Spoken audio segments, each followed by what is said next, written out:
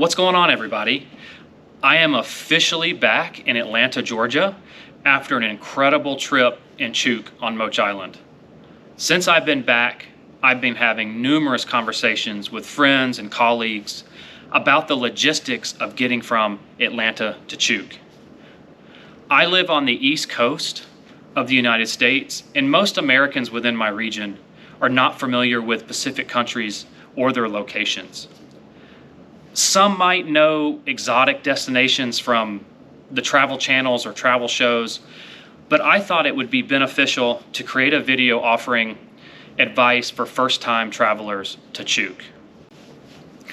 For those new to the channel, you might be asking how or why I'm qualified to provide information on a place that's so distant from where I live. Let me give you a little bit of context on my background. From 2013 to 2015, I served as a Peace Corps TESOL teacher on Moch Island in the Mortlock region of Chuuk State. Prior to this, we underwent 3 months of training in Pohnpei State. There I lived with a host family in the Nech municipality. Following that training, I spent that next 2 years in Chuuk on Moch Island, teaching at the school and living with a host family. I've been in Weno many times. I've walked a lot of it on foot. I've traveled a bit of it in a taxi, as driving was not permitted in Peace Corps. My travels also include riding in lots of smaller motorboats. I also rode in fishing vessels that have been converted to take passengers. A great example of this is my first video on the channel titled A Journey to the Mortlocks aboard the Lee and Pukiao. I also rode on really large government-issued ships, such as the Carolina Voyager. And even I rode the 8-seater planes that are owned and operated through Carolina Islands Air. So with this experience, I'm really eager to provide you advice and tips if it's your first time traveling to Chuuk. As you start to prepare your trip, you might be asking, where do I fly in to Chuuk? So Chuuk is broken into 3 different regions. There's the Chuuk Lagoon, which is commonly known from the World War II era. There's the Northwest, and then there's the Mortlocks.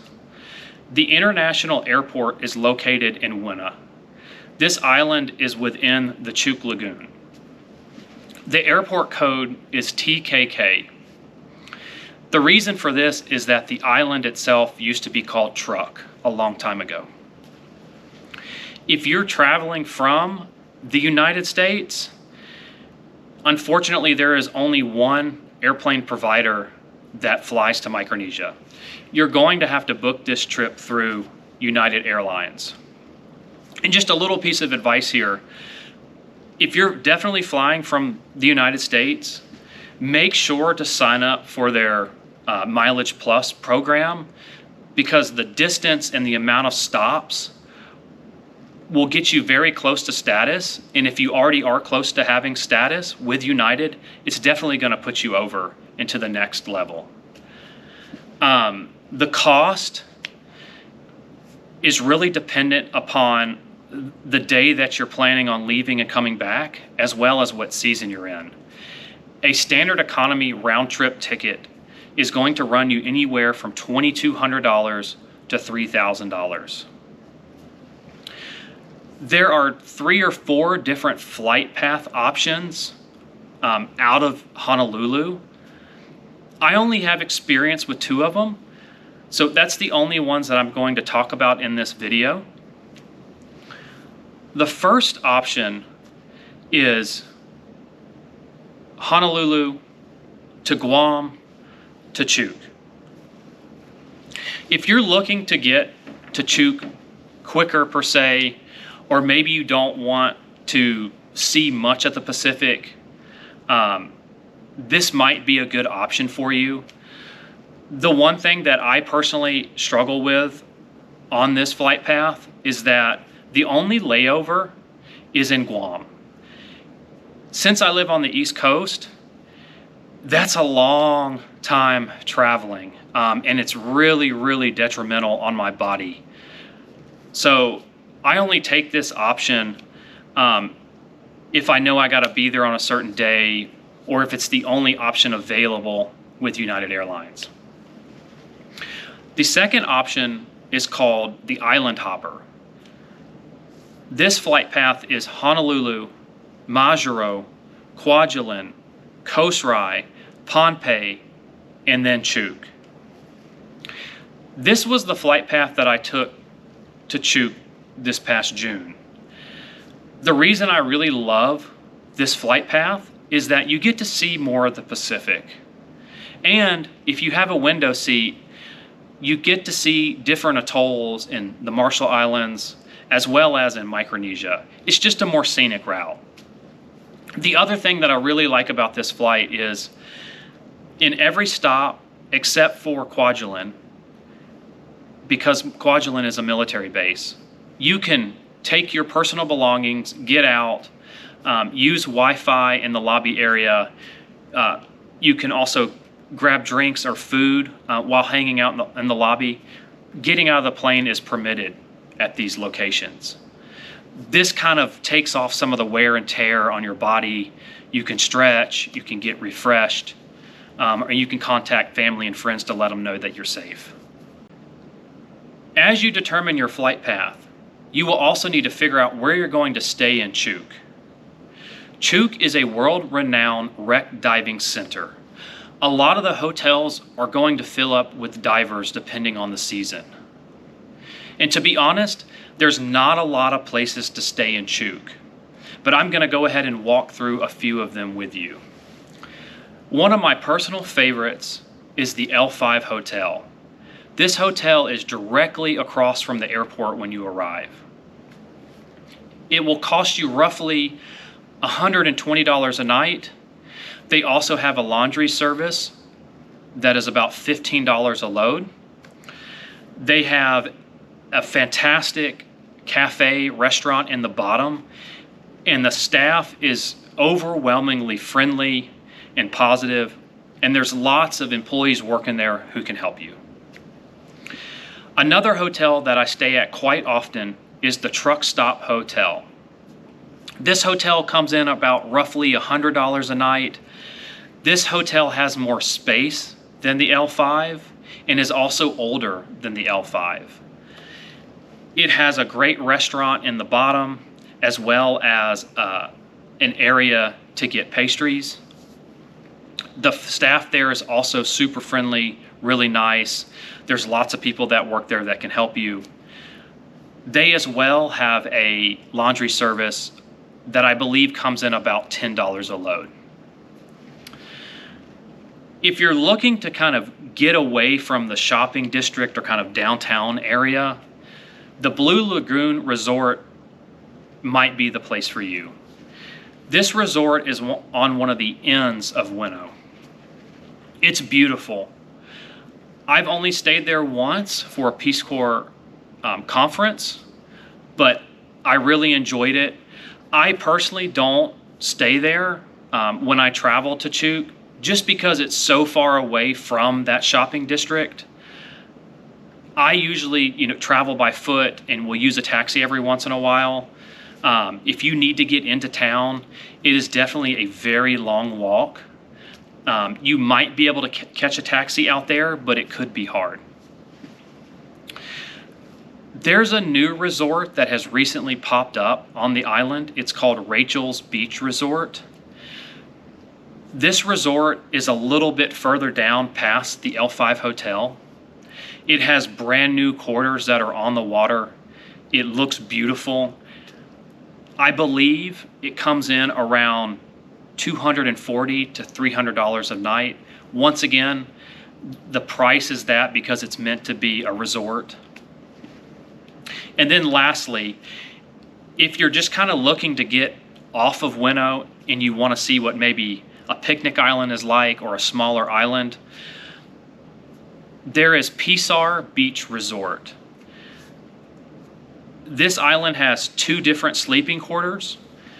The main thing about this island, though, is that you will need to bring food and everything else with you, because none of that will be offered on the island since it's a picnic island.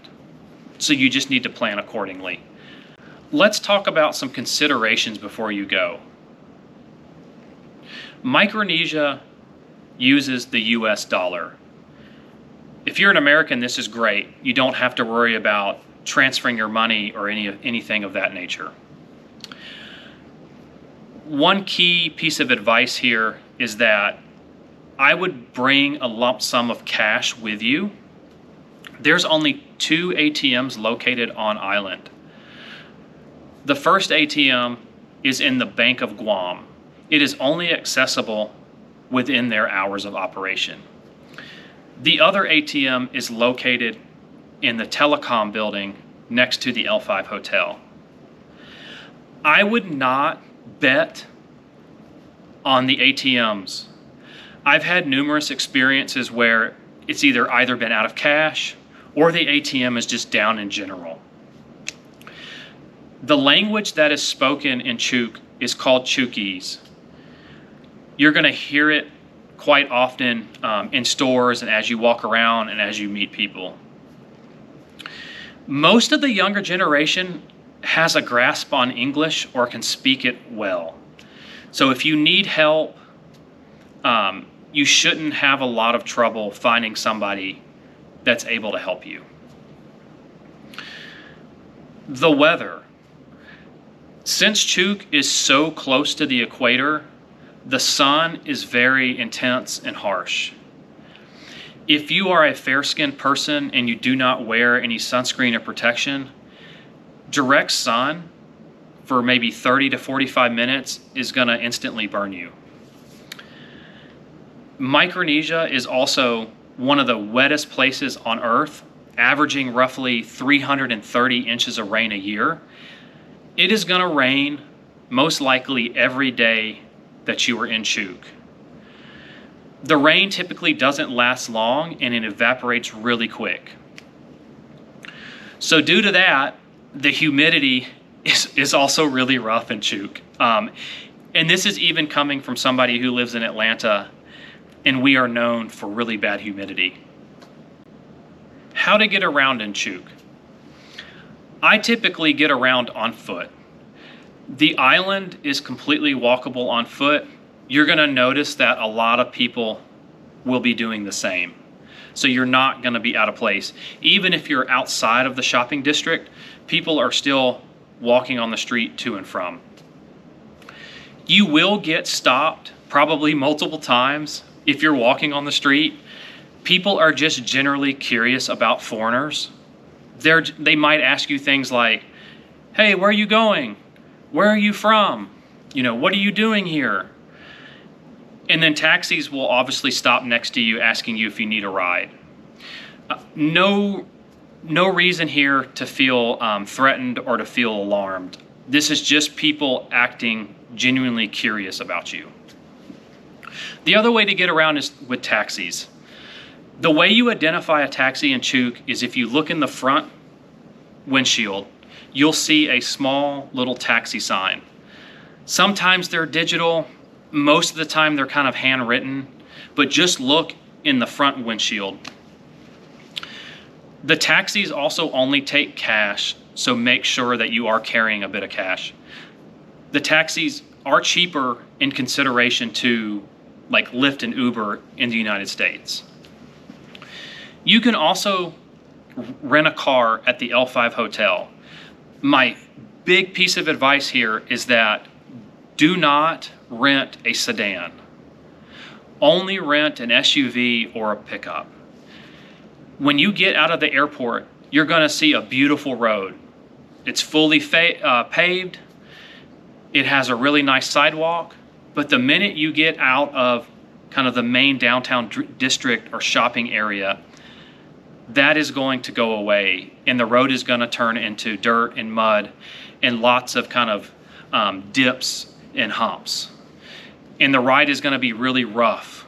Like if you're going to go to the Blue Lagoon Resort, be prepared for that. If you're going to go to Rachel's Beach, you'll also need to be prepared for that. Let's move on to what I recommend not to bring to Chuuk. The first item being, do not bring anything that is made of leather.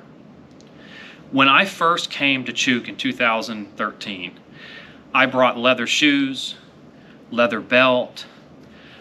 My counterparts brought leather bags and purses. Within a week, you will start to see signs of molding on leather. So I would recommend not to bring it. And this is just due to the climate. The next item would be blue jeans. Blue jeans are heavy, they're dense, and depending on the brand, they're thick. This is going to be really hot for you in Chuuk. They're going to stick to your leg. You're just not going to have a good day. If you want to bring pants, I would look for something that is maybe a thinner material, slacks or a chino.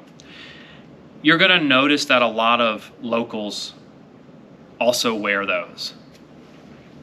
And then lastly, I would recommend not to bring any closed-toed shoes. So sneakers, boots, or dress shoes. Since I tend to walk everywhere, shoes are just really hot on your feet. You're just going to sweat all day in your socks, in your shoes.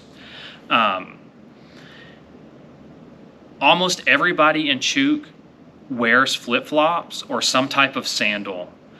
So if you want to blend a little bit more in, I would recommend doing that. Now let's talk about how I traveled to Chuuk. This may not be right for you, but through my experience in Chuuk, this has worked out really well for me. I am the type of person who wants to kind of blend in with locals. I don't like looking like a tourist when I travel to Chuuk. And this is mainly just due to my Peace Corps experience. I also jump from hotel to hotel quite often, as I typically have to wait for a ship to get to the Mortlocks. I'm also the type of person that, because I'm on foot, I like to be agile and I like to be able to kind of adapt to certain situations. So first off, I usually take this REI Flash 45 bag with me. It's about a 40 to 50 liter capacity bag. It is slightly water resistant. It holds enough clothes to kind of cover off for a week or week and a half before I have to do laundry. It has kind of a nice mesh on the outside. You can put, dirty sandals or flip-flops in it. You can put your drinks in it. I do not use this bag, though, if I am bringing high-end electronics or a laptop with me on a ship or on a motorboat. For that particular situation, I have a heavy-duty PVC dry bag. Now, these come in many different forms. This is the backpack version, but the non-backpack versions work great as well. I have always kept my high-end electronics and laptop within a bag like this. And then this is the type of bag that I would bring on a motorboat ride or even a ship ride that might last a day or two. And then lastly, regarding bags, I also take with me one of these lightweight dry bags. They're very thin. I generally just keep my wallet or my phone, passport in these type of bags, and then put it within one of the other bags. One thing that I found really useful this past June on my trip to Chuuk was a crossbody bag. This allowed me to kind of free my pockets on my shorts and just keep everything really tight on my chest. If you are going to maybe go to church or meet with locals where you need to appear more respectable, I would bring a pair of pants. When I was in Peace Corps, I had, several different pairs of pants because I had to wear them to teach. But my past trip here, I was only in Chuuk for about 2.5 weeks, 3 weeks, and I brought one pair of pants to go to church in. I would bring a lot of shorts, bring some swim trunks, bring lots of t-shirts. Polos are fine, and even like short sleeve button-ups, those are also great. Chuuk doesn't have much of a selection of snorkeling gear, so I would plan on bringing your own gear. So bring your own fins, snorkel, and mask. I would wear cheap flip-flops to Chuuk. If you don't have any, you can buy cheap flip-flops in Chuuk. They run about $3, $6 at the store. All the locals wear flip-flops, so you won't look out of place.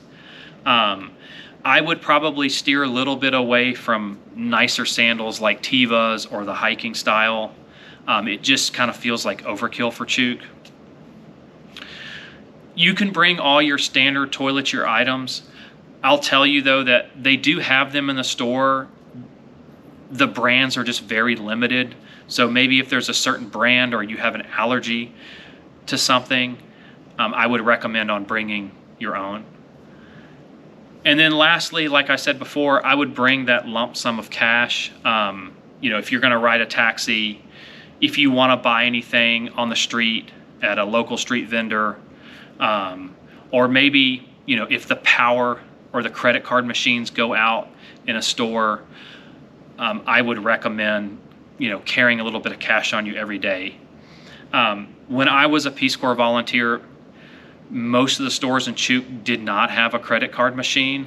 Nowadays, it's very common, but there are power outages, and then, there could be instances where maybe the Wi-Fi is not working in a store. So bringing cash in these situations will help you greatly. Lastly, I wanted to provide you with some basic cultural tips that should hopefully help you out. The first one is around how to greet somebody in Chuuk. As you go into stores or restaurants, or maybe walk by somebody on the street, you're going to hear Rananim a lot. Rananim just translates into good day. So as you interact with people, always just say Rananim from the start.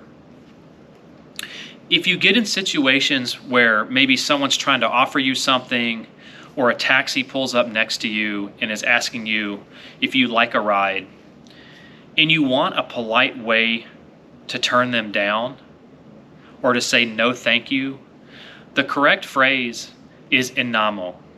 This just means no thank you. One thing that I would be very cautious about is giving locals a compliment on an accessory they have. I know it might sound weird. I've had numerous instances where I've complimented someone's local hat or someone's local fan, and they will instantly give it to you. This is just them being really nice. It's just kind of an instinct for them. They are the nicest people you will ever meet. So just be kind of cautious about how you compliment someone's accessories. There are two different styles of handshakes in Chuuk. The first one being the standard handshake that we all know, where you put your hand out and shake someone's hand. If you know that you are maybe meeting with someone who is more of a community leader, so this might be a chief or a makal. A makal is the chief among all chiefs within one island, or a priest, a reverend, a pastor, or a politician.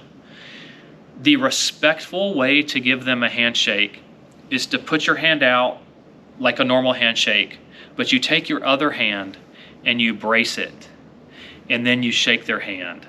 This is a form of respect in Chuukese. And then lastly, let's talk a little bit about swimming. If you saw my picnic video, you heard me talk a little bit about this. Locals always swim with a shirt on.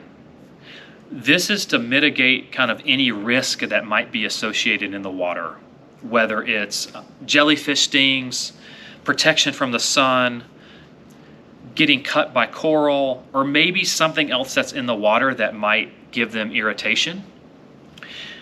For ladies and women, it is disrespectful to wear a bikini, unfortunately.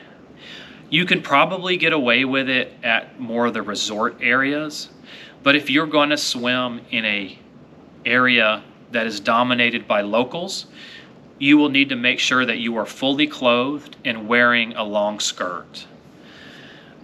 When I first got to Moche in 2013, I had a counterpart who wore long board shorts. They went past her knees. We used to snorkel all the time together.